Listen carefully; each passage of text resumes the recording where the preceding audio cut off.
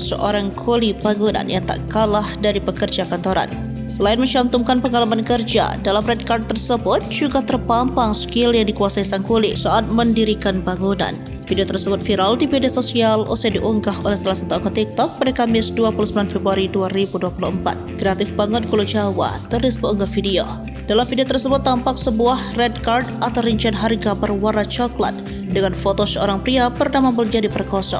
Sesuai dengan pekerjaannya, pria tersebut menggunakan foto saat ia sedang bekerja menggunakan cangkul.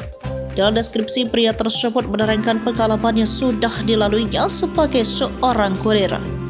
Selain itu, kulit tersebut menyertakan skill pekerjaan yakni mengaci semen, mencangkul, kelistrikan, dan memasang batako. Sementara permintaan khusus, kulit tersebut meminta disediakan rokok, gorengan, nasi padang, dan minuman merek tertentu. Untuk pekerjaannya, pria tersebut mematok harga 70.000 per jamnya.